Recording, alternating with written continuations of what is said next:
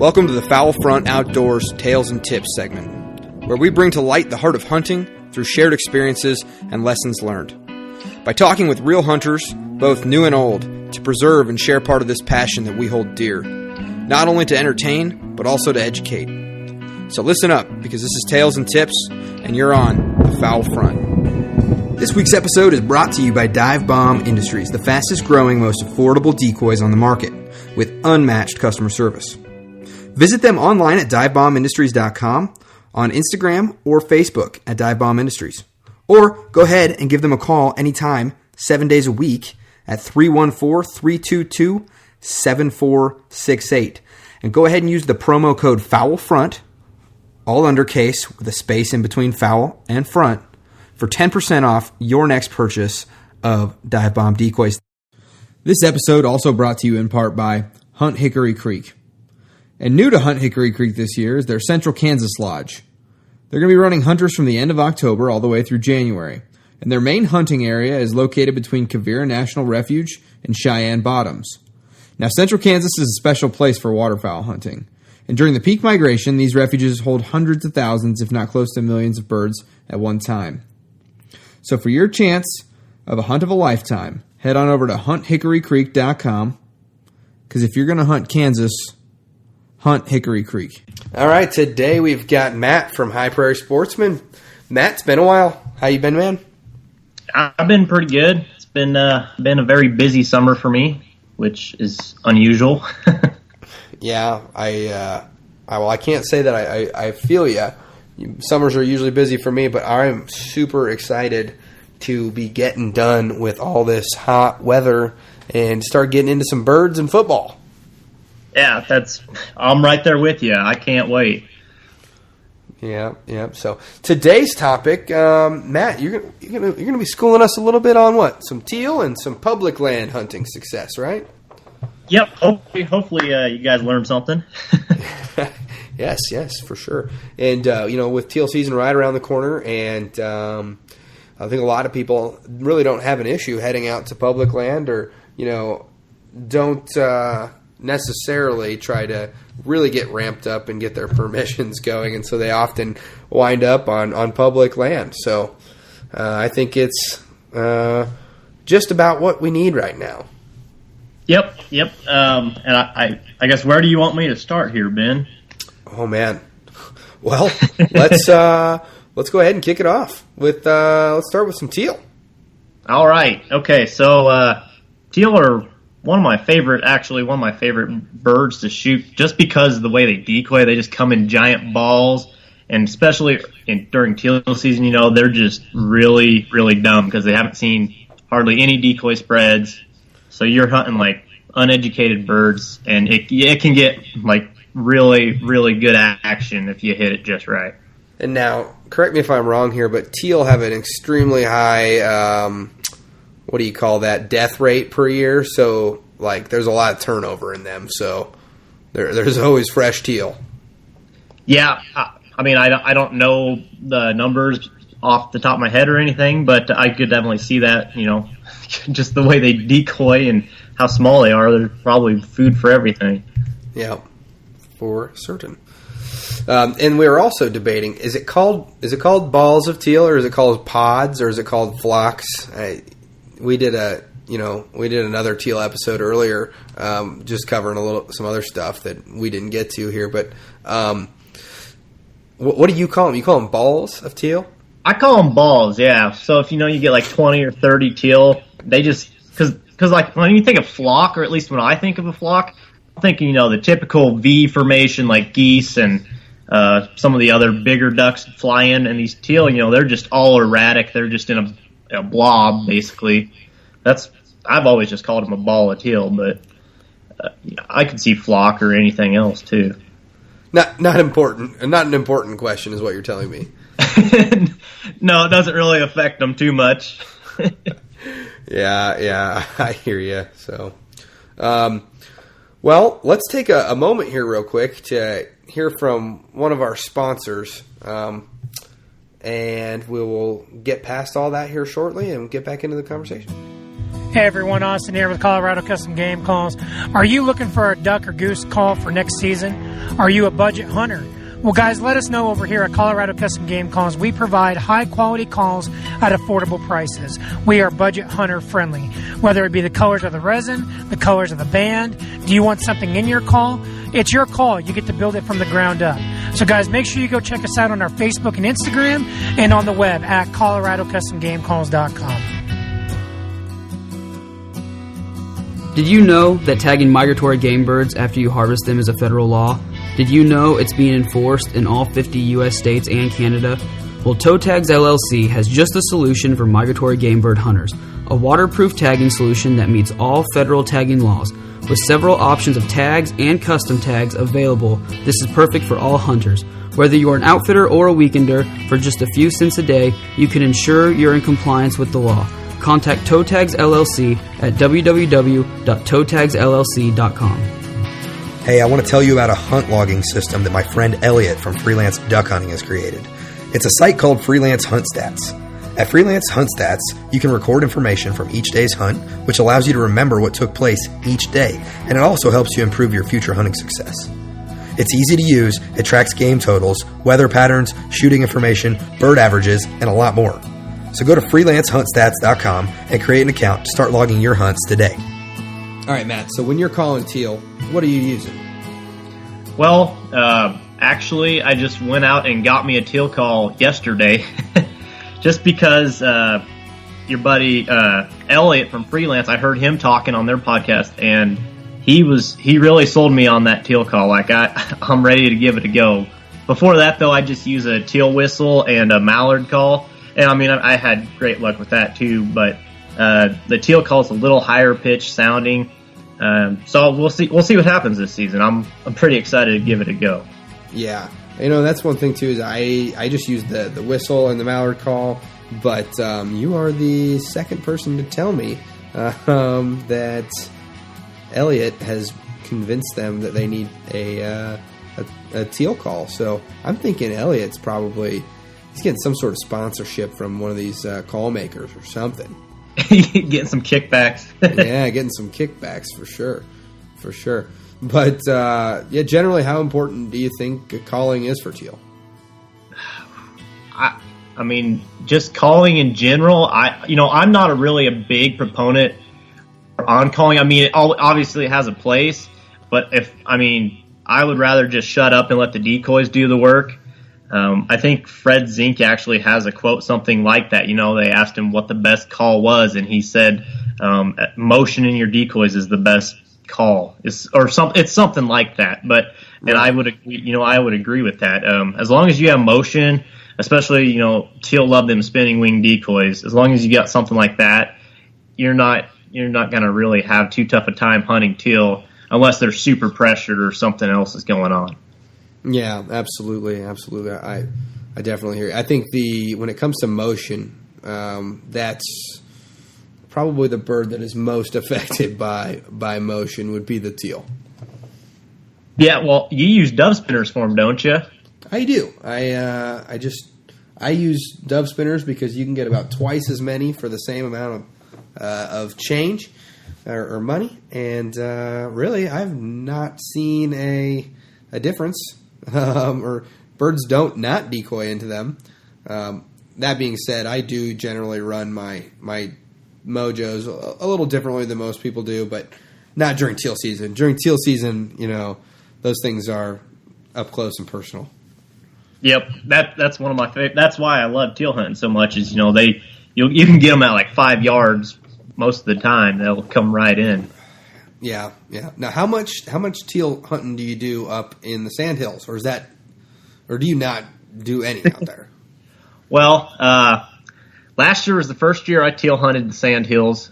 Just kind of wanted to see what it looked like up there, and there was some around. I was still messing with my cameras trying to figure them out. So, unfortunately, didn't get any footage from those.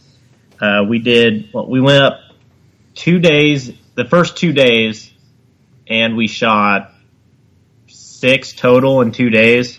So, it was pretty slow, but there was a few around. There's just so much water up there that unless you and we didn't scout. That's obviously you need to do, but for whatever, we were too busy and we didn't scout. And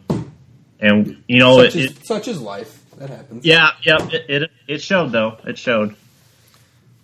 Yeah, I've always found Teal were a little bit more forgiving than some of their bigger duck counterparts when it comes to scouting. But obviously it's still a very important factor.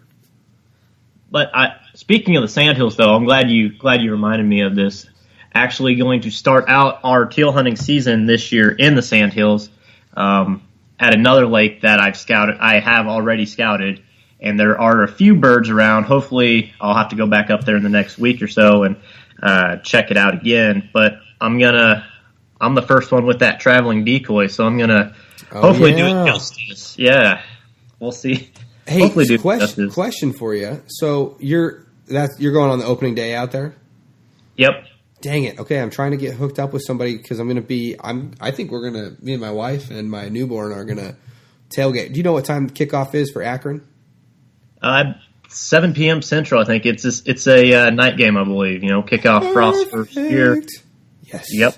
So if any of the Lincoln or Omaha listeners are listening right now, I am looking for a home around Lincoln that I can dart on over there, and we'll get a Tales and Tips episode in out of the blind. And yes, I am begging right now. So I want to be able to have my cake and eat it, as they say. I want to be able to go teal hunting in the morning and then hang out with my family and then go enjoy the tailgate scene until my daughter decides it's time to poop and cry herself to sleep. So maybe you need to do like a Tales and Tip tailgate or something, Oh, yeah. Foul front tailgate or something. Get a whole bunch of the listeners in the area.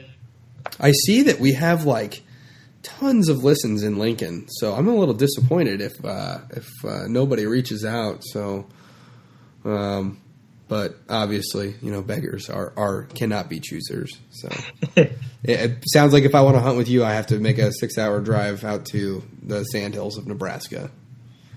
Yeah. I might get, I'll be back east later. I'll be, south of Lincoln there later in the season once the geese show up. But yeah, we'll have to link up for that. So, but all right. At any rate, so you scouted this lake, and is it looking promising? Are the teal showing up already, or what's going on? Yeah, there's teal already around. Not huge numbers yet, and I mean they nest up in the sandhills. Some of them do, so there's some around, all summer. So there's huntable numbers up there. I believe, maybe just like a solo hunt, but we'll see. Hopefully, we get some cold fronts up north, and we can push some more of them down here. Right. Yeah. Right. Is there anything in particular that you do differently from hunting big ducks to hunting teal? Is there a certain loadout? What are you doing with decoys, or is there anything that's different? Okay, so I have 8 teal decoys. It was a dozen, but I bought blue wing decoys, and they weren't all the brown ones, so I sold the drakes off. So I have 2 blue wings and then 6 green wings, and a mojo. And then in addition to that, I throw my coot decoys out too, because, there's coots everywhere where I'm at. It don't matter if you're in the sandhills or on the river or lakes or whatever. They're all over. So I run the coots, I run them year round, like I've said before. And that's about all I take, just a little over a dozen decoys total, and the one mojo, and it gets them in if they're around. That's a very you're very big on public land hunting, and I wouldn't call it minimalist hunting, but you get away. You must be a much better hunter than I am, because you get away with a lot less decoys than I do. I got to throw as big a spread as I can to try to convince these birds to get in on me. So yeah, so kind of how I approach my public land hunting, or kind of my strategy is I kind of look at like an equation. So you have your bigger numbers or you can go more, try to be more realistic. So, I do this with my mallards and stuff. I got the highly detailed decoys. I'm not going to mention their name. Just, I don't want to offend anyone else. But I got really highly detailed decoys that I run, and I try to do my scouting, and I set up for whatever the weather patterns are, and try to make it look as natural as possible. See if there's birds that hug the cattails, I'll do some of that, or late season I'll change them into breeding groups, or it's just kind of maybe it doesn't do anything and we're just in a good spot. I don't know, but I believe it actually is working. Yeah, you're one of the only guys that I know that really, not one of the only guys, but you really place a lot of stock in having a small amount of very high quality, realistic decoys, which is kind of that's almost a counterculture these days. At least, what I know.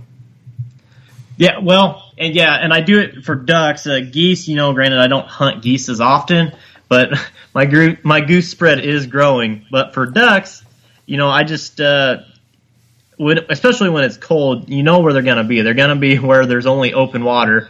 So it's kind of easy to figure out where they want to be, and just set up with those small decoys, especially because some of the spots, we're walking in up to a mile in some of the spots we hunt. So we kind of have to do it out of necessity, but also just, just over the years, I've just kind of tweaked it a little bit, and that's the end result. Right. So we hit calls, we hit decoys. Do you run a jerk rig in addition to the Mojos or not?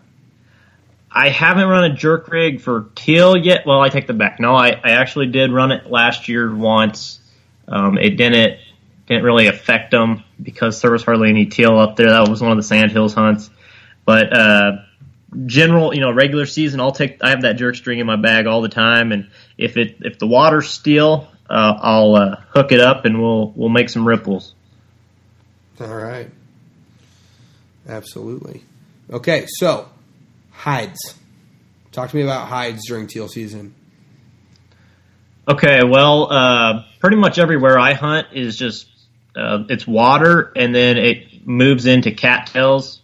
So basically, that's my hide. I take my kayak out to get where I need to go, and then I stash my kayak, bend cattails over that, and then I'll carve out a little hole for me to stand in. And then, you get enough of these cattails bent over, you can, place your gun on them so it can set up there out of the water, and you don't have to hold it the whole time.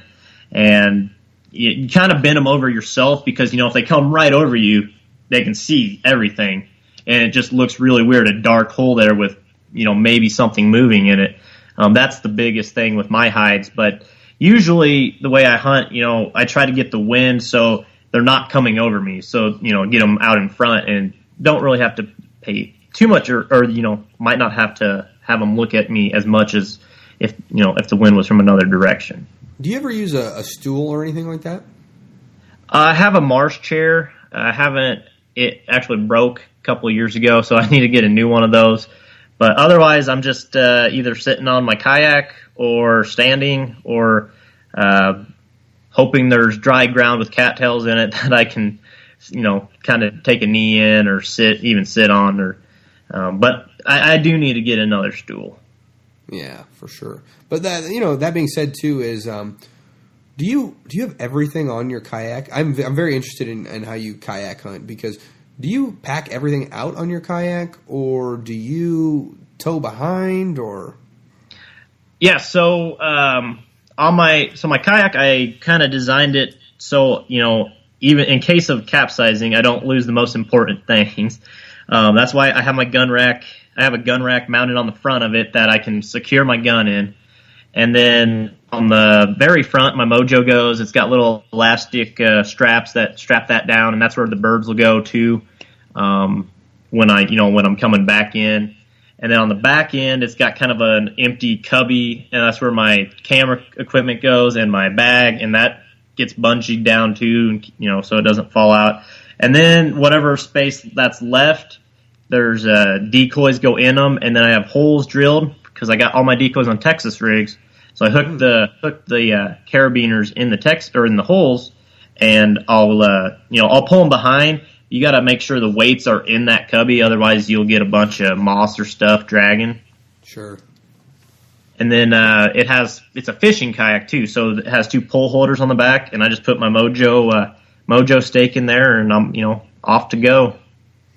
Man, I know that you've done a couple. Have you done a video of how you have your kayak loaded out? Yeah, I mean, I kind of talked about it. I want to do one more, when I'm actually hunting, kind of showcase it. There's a couple videos, mainly the Sandhills ones, that kind of show it, how we load our kayaks up. But that's something I want to do this season. Yeah, as soon as you do, throw a link down in the Facebook group, because I'd be very, and I know a lot of the listeners would be interested as well. So I can do that. About how long, if you have let's call it a mile paddle in, how long does it take you to get in with that kayak? I don't know if I paddled a mile. Okay. The farthest I paddled that I know of, and because I went on Google Earth afterwards and measured it, it was about a quarter of a mile, maybe a little bit longer, and that takes about 15 minutes. Oh, well, that's not bad at all. A quarter of a mile, really. Yeah. I guess you can launch wherever with the kayak. Yeah, and you can set up wherever. You're not limited like most of the boat blinds are. They can't go in the real shallow stuff and the stuff that Teal really loved, the marshy stuff. But kayaks, you can go pretty much anywhere. Yeah, I ought to look into that. And it's just you and is it Devin normally hang out with? So. Yep, Devin's out here too. He's got a kayak. His is kind of different. He said his is like mine's a sit in. His is like a sit on. Yep. So he has like his whole compartment. There's just a little hatch, and he puts like his gun and all the other stuff in there, and then he just puts the decoys on the front.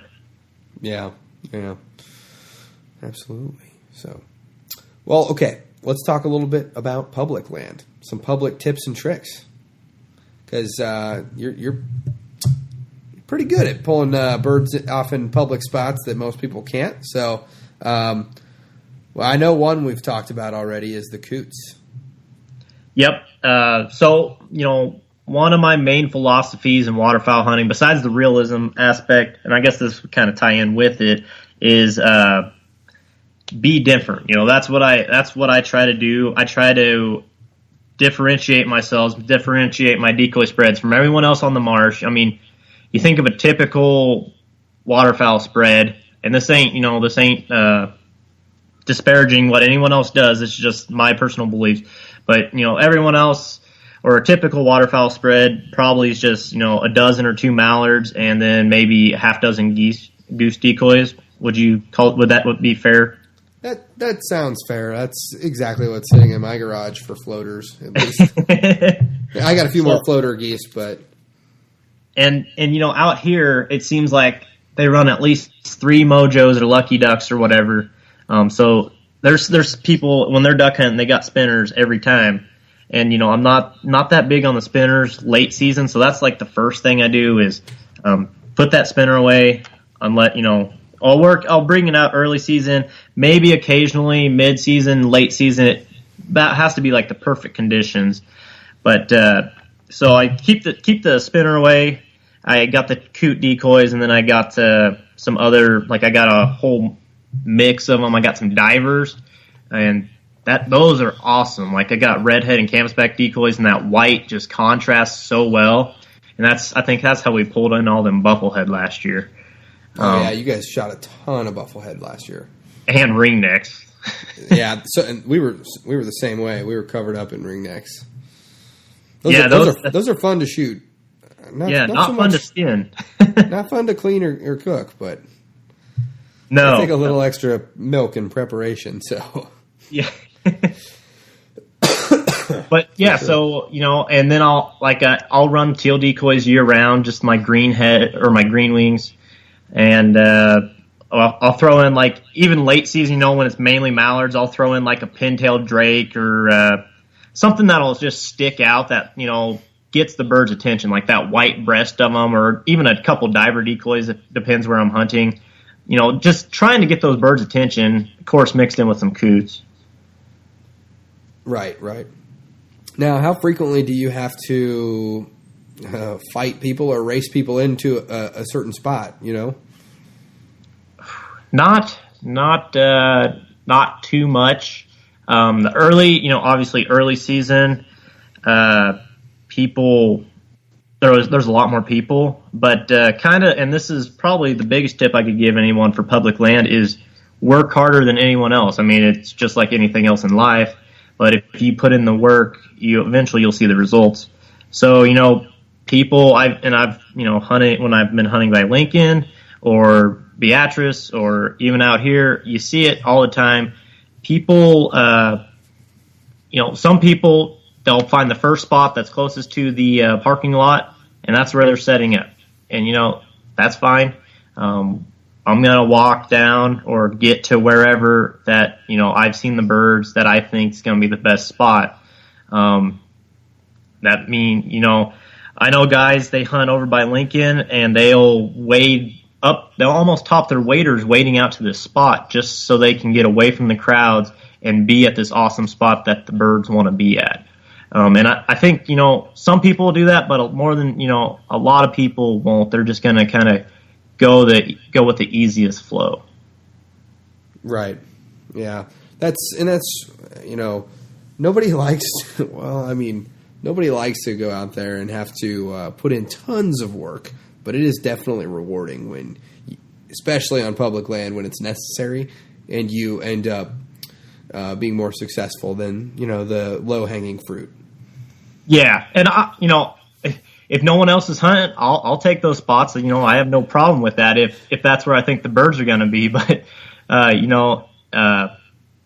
don't like really being close to people when I'm hunting. I like to get away. That's one of the reasons I go hunting, is to be away from people. So I'll walk, and I'll keep walking just so I don't have to deal with it, or Sure. kayak even. So Sure. That comes down to having a plan B, C, D, E, F, Z. Oh yeah, that's always important. If someone's in your spot, either you better have another spot in mind, or maybe they'll invite you in. There's a bunch of different things you can do, but it always is helpful to have a plan B, C, D, F, all the way to Z. Yeah. And unfortunately, though, a lot of people, they don't have those plans. Especially, I know a lot of public hunting that I do ends up being a thing where I do a lot of internet scouting, and I'm going to try a new spot out. Because maybe I couldn't get out there because it's an hour and a half away from where I live, or it's a destination hunt for me, and I'm trying to make it work. One of those things. So Yeah. for sure, and that's when it comes. If you're a nice guy with some good gear, you can buddy up to that group that you set up 400 yards down the way from you. Might work out well for you. Yeah, you might make some new buddies. Yeah. Well, what else can we do to be successful on public land? I want to talk a little bit about your cart. Not only do you have your kayak, but you've got this cart contraption. Yeah. Yep. So it's basically just a, I guess you could call it almost like a giant wheelbarrow. And I actually am doing a video on it here. It'll be out in a couple of weeks. But I beefed it up because the wood was rotten over the last couple of years. So I went out, bought some new plywood, replaced all the old plywood on it, and I beefed up the walls by about 1.5 feet so I can hold even more decoys in. But yeah, that cart is invaluable, especially late season when it's too cold for the kayaks, or If it's super windy, I'm not taking the kayak out. I'll walk in, and this card is very, very useful for that. You just load it up, and you can get a lot more decoys out that way. And I really like it for goose hunting. Where we go goose hunting sometimes on the public land, depending what blind we go to, it might be up to like half a mile. I think it might be even a mile. But it's a long walk, and there's no way we could carry all those full bodies and stuff. Right. So, yeah. Plus, all the geese on the way back. That saved me a lot of pain over the last couple of years because 50 pounds of geese. Yeah, it's not a real thought consideration for, hey, gonna go out there, gonna shoot 6 ducks, gonna throw them on the strap, and they'll fit somewhere but 6 geese, that's a little different. Yeah. Devin's actually working on a cart now. He got one of those pull behind baby strollers, you pull behind a bike. Yeah. So he's got this, and he's got this pretty good idea, and I can't wait. I hope he gets it done for this season so we can put it on film because I want to showcase this thing. He's going to take a bike out there with this cart because it doesn't say no bikes or anything. It just says no motorized vehicles. So he's going to bike all our decoys down and waders there and you stuff. go. Yeah. And then you're just going to walk in behind him? Yeah, I'll have my cart, but I want to see this thing in action. It's going to be awesome when he gets it done. That's pretty funny. You guys are crazy. Now, how do you deal with? I know we're diverging a little bit away from Teal here, but how do you deal with ice? What do you mean?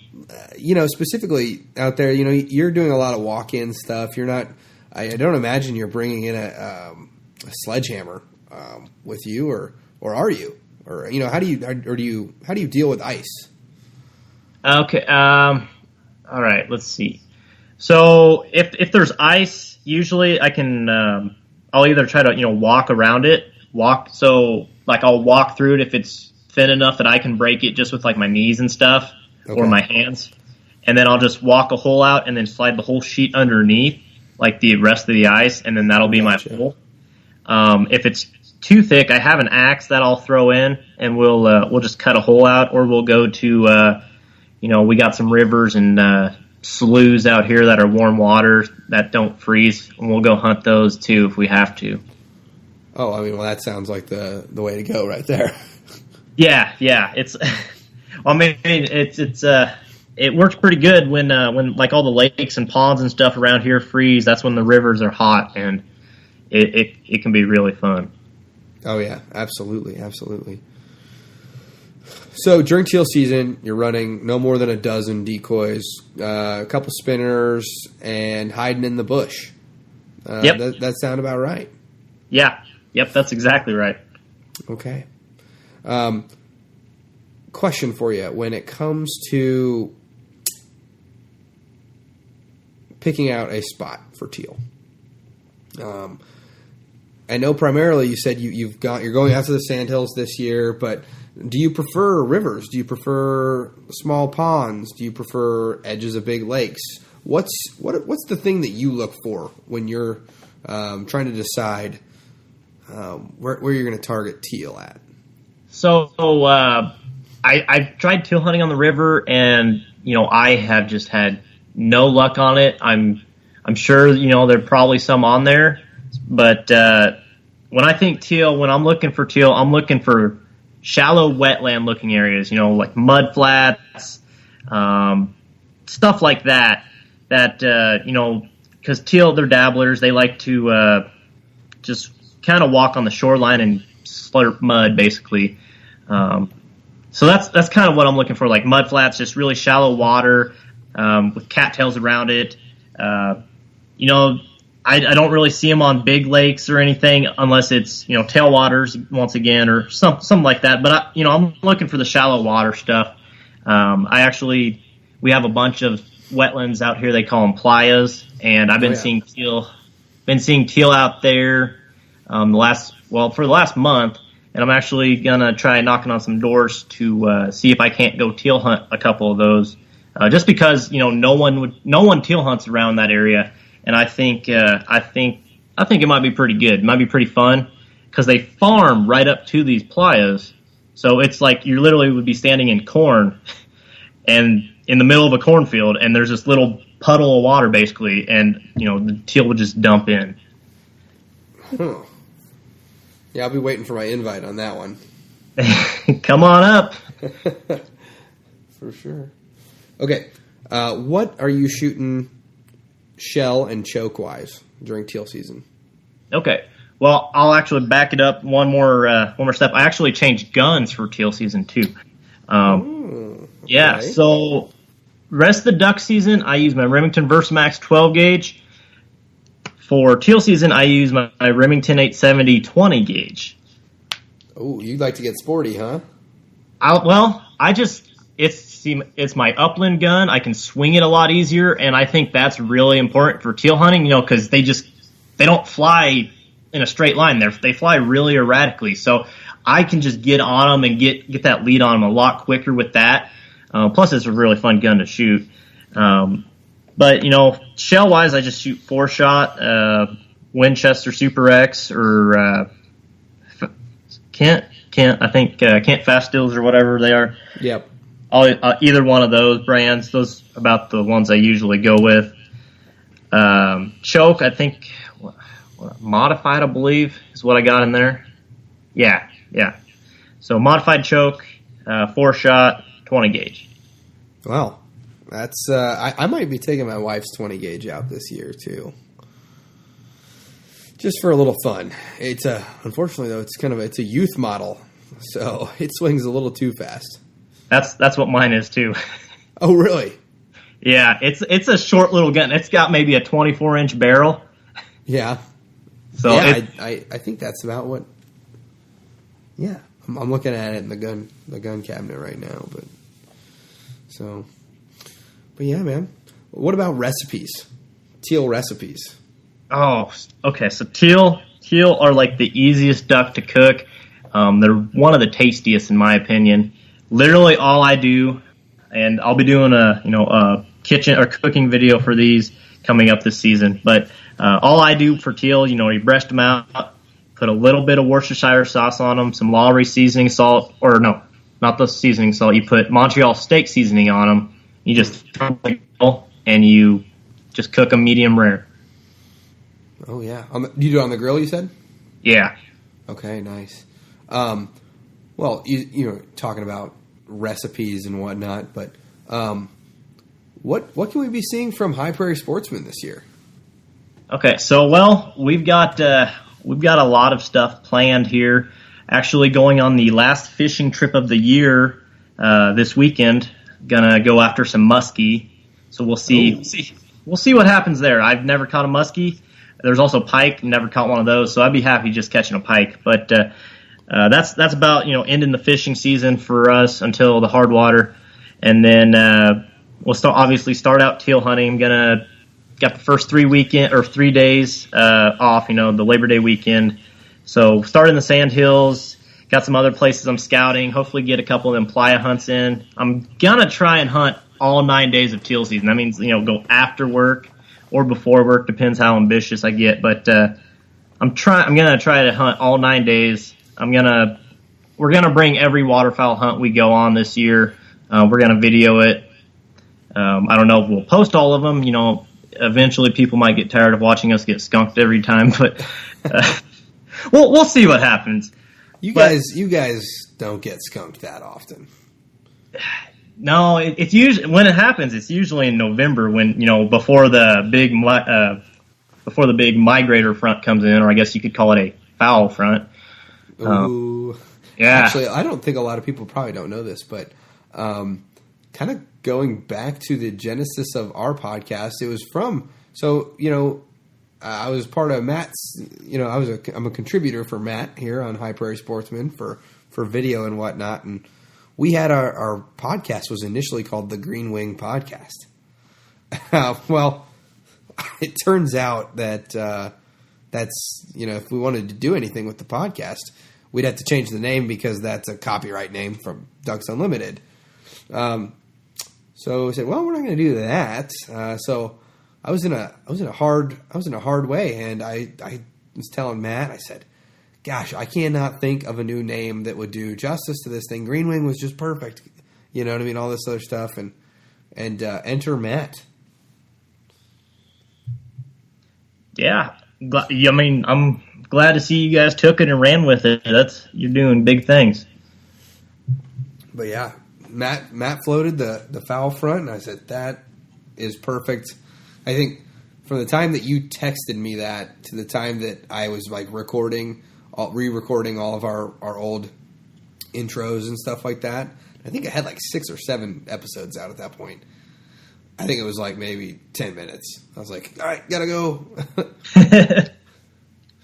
So, but yeah, we're gonna hit the Sandhills up the first 3 weekends. Hopefully, get you guys up for a Sandhills hunt. I know, love having you and Tegan up here, and whoever else. Maybe Wade might come up too. Yeah, for sure. Should we bring any decoys up, or what do you need from us? I know we need a kayak, right? Yep, kayak or canoe. That's about it. We've got the decoy situation covered, unless you happen to have that traveling decoy again and you want to bring it back up. Yeah. If I bring a kayak and then my 10-foot John boat, would that be enough? Could we? Oh yeah, that would work. Okay, yeah. I don't like to travel in that John boat too much, but I will pull a bunch of gear in there and maybe Tegan's 150-pound butt like laying down in it or something. Yeah, that would work. That would work really good. But yeah, so we got that planned, and then we'll roll into regular duck season down here, the Zone 3 opener. We'll hit the lakes. Might go back up to the Sandhills, see what the scouting looks like then, and we'll hit November. Going to take off a break for deer season. Got a few bucks that look pretty nice on camera. Hopefully, I don't know how it's going to look because those GoPros put so much range in the film. Not sure how deer hunting would look on that. So got to figure something out for that. But hopefully, bring a good deer hunt to you guys. And then, move into goose season. And hopefully I'll make it down to Kansas and shoot some honkers and snows with you. There is a new device that clamps your cell phone onto a spotting scope that has a swivel. Or a spotting scope or a scope as well, I believe. You should look into that. Because you could easily set it up that way, and that way you could kind of have, a decent shot on it. But yeah, yep. And we'll see. Maybe the ducks are flying, and I won't make it out deer hunting after all. But who knows? Yeah, I'm actually gonna get out and do some deer hunting this year myself. I finally have some permission on like 300 acres. That's very close to my house. I can literally be from stand to couch in about 15 minutes. So, we can't beat that. No, sir. And so I'm running some cameras out there, and I got a couple shooters on camera, but I need to do myself a little bit more justice with scouting out there. So, yeah. So I guess what are your guys' plans for this year? Got any trips planned? I know you're doing the Hunt Hickory Creek thing. What else are you guys doing? So, I'm gonna start off my duck season this year in Nebraska, and I might just head on up to the old Dingaling. Maybe just retrace the roots. You know what I'm saying? Yeah. So I'm gonna start off September 1st. That's the opener, correct? Yeah. Yeah. Yep. I'm gonna start off in Nebraska, and after that, I'm going to be hunting pretty much every weekend during our teal season. And then, we're going to be starting up our migration report here shortly after teal season, I believe. And we got that Hunt Hickory Creek the first weekend of December / the last weekend of November hunt. But in between there, we've actually got quite a few hunts planned out through the end of October through November. Just kind of hitting up some fields and some properties that we have around here, and I'm going to try to get a deer in the freezer, or at least a doe, and just going to be doing a lot of field hunting this year, I think. Or small ponds, too. So literally any weekend you want to try to get on that, let us know. So yeah, see, I've never field hunted for ducks. About the only extent to field hunting for geese, I don't think I've shot a goose in a field. It's all been water. So I'd love to get on some good field hunting action. Yeah, I have a feeling that we're definitely going to be trying, because we've got plenty of fields to hunt on, but you know how it is with fields. You just got to hope that all of your permissions, that the birds are just there one day, right? Yeah. But, yep. We do have quite a few ponds and quite a few. I got a couple spots on the Blue, a couple spots on the Kansas, that are looking pretty promising, to be honest with you. So we shouldn't be hard up for anything, and we're going to be running about 15 dozen dive bomb decoys, and then we've got about 4 or 5 dozen floaters for geese that we're going to be running, and then obviously we've got more duck decoys than we probably need. So I want to know, because I just saw this on Facebook today. How long does it take you to set up a dozen dive bomb decoys? Me or Tegan? You. I have to think that I'm a little quicker than Tegan. Oh. I've got longer legs. My reach, he's probably a little bit quicker with the fast twitch muscle fibers, but I think I think I've got a little better technique, perhaps. I've been watching some of the other submissions, so. But like I said, 27 seconds is what Tegan did it in. I think Chase from Hunt Hickory Creek had in 20 seconds, which is, that's pretty impressive. If you ask me, when it comes to setting out a dozen decoys. Now, what are the rules for this specifically? Like, what do you define set up as? Okay, so the decoys need to be more than 3 feet apart, obviously. And it has to be a realistic looking spread. Like if you just lined them all up or like did them all within like a 10 by 10 yard, like obviously we're just going to message you and say, try again. Well, I was just going to go on a sandbar and chuck 12 of them out there and hope they all stuck. Well, if you think you could gun geese over them, or you made me laugh, man. But if you think that you could get it done over that, then that might be it might be your saving grace on that. But generally, it's kind of using a little subjective and good nature of fun. But no kidding, like last week, like Cody said that. Cody from Dive Bomb, he said, "Hey, get a few more guys on there, and we'll do a little prize package." So, kind of fun all right, stuff. I'll have to give that a go. Yeah, man. And then obviously we're going to be doing some snow goose hunting. I'm pretty sure. I don't want to promise anything, but I know we're doing I believe we're putting together a Hunt Hickory Creek snow goose hunt. And might be even getting into some snow geese decoys here ourselves. We don't know yet, but ooh, once you go down that road, yeah, you're committed once you start buying snow goose decoys, or committed to the psych ward more likely. So yeah, for sure. But yeah, brother, I'm looking forward to this seaon. So I don't know about you. I am ready. I've been dealing with the duck depression for way too long. That video, man. If you haven't seen it, go check out. Matt did a video on the duck depression, and it is pretty funny. But yeah, I can't wait. I don't think we're gonna get that crane hunt in this year, but hopefully in the future. I really want. Right.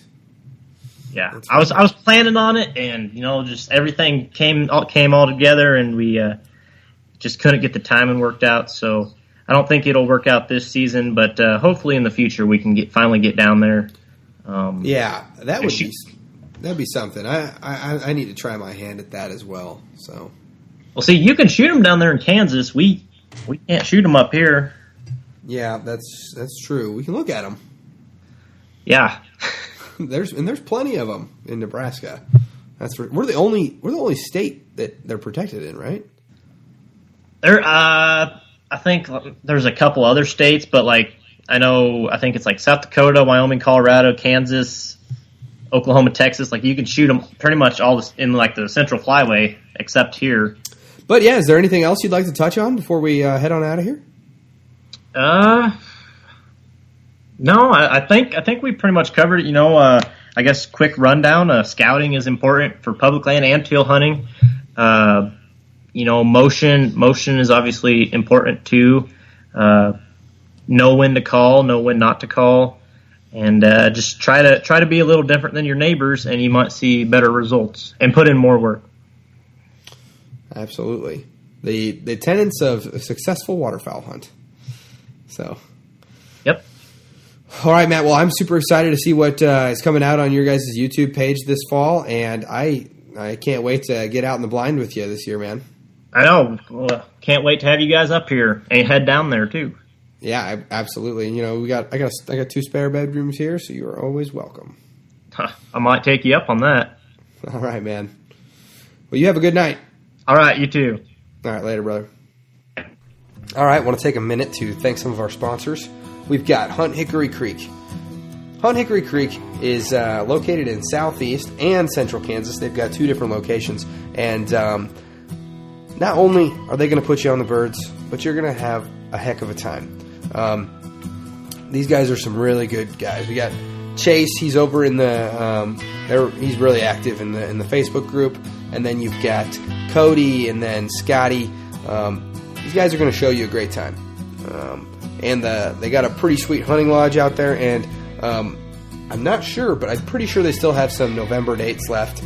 So if you are looking for your hunt of a lifetime, go hit up hunthickorycreek.com or head on over to the Facebook page, Foul Front Waterfowl Group, and hit them up.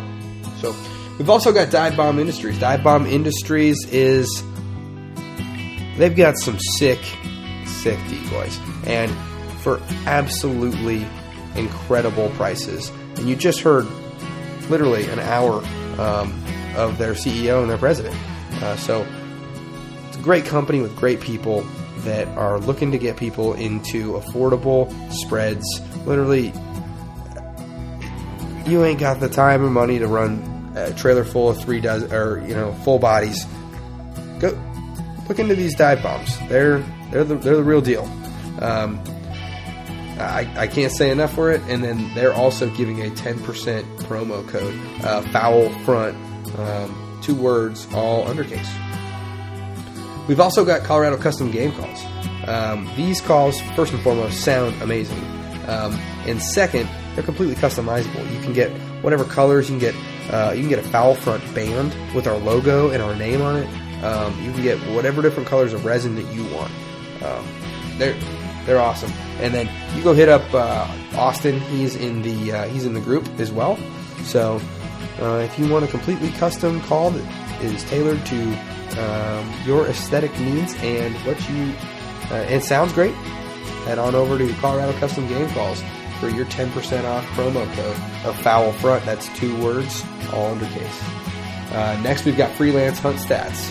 FreelanceHuntStats.com is created. It's the brainchild of freelance duck hunter Elliot himself. He's also in the group, and this thing is pretty sweet. You can track all of your game totals, what the weather was like that day by different location, how many shots. You can look at cloudy versus sunny, windy versus non-windy, how many birds you harvested on what date at this pond. It is going to help you be a hunter that is maximizing your potential.